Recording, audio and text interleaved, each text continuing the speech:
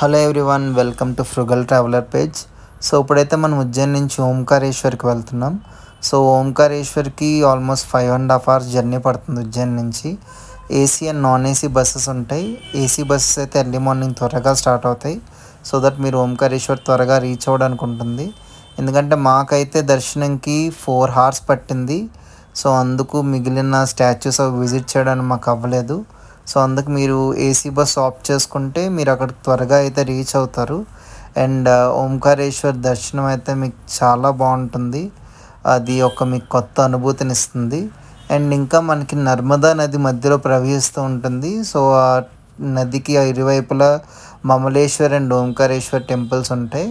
రెండు ఖచ్చితంగా విజిట్ చేయండి. అండ్ ఈ బోటింగ్ అయితే మీకు ఒక కొత్త లోకానికి తీసుకెళ్తుంది. నాకైతే పర్సనల్గా చాలా బాగా నచ్చింది. సో స్టిల్ ఆ విజువల్స్ నా కళ్ళ ముందే ఆడుతున్నాయి. అండ్ ఇంకా మనకి ఇక్కడ స్టాచ్యూస్ కూడా 2 ఉంటాయి, శంకరాచార్యుల స్టాచ్యూ అండ్ శివుడి స్టాచ్యూ.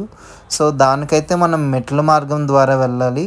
సో దానికి మాకైతే టైం సరిపోలేదు. సో మీరు మార్నింగ్ త్వరగా రీచ్ అయితే ఈ స్టాచ్యూస్ని కూడా మీరు విజిట్ చేయొచ్చు.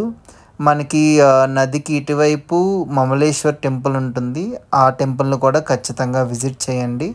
అప్పుడే మనకి జ్యోతిర్లింగం సంపూర్ణం అవుతుంది. ఈరోజు నైట్ మనం ఉజ్జయిన్ నుంచి సోమనాథ్కి ట్రైన్లో వెళ్తున్నాం. సో సోమనాథ్లో కలుద్దాం. Thank you everyone.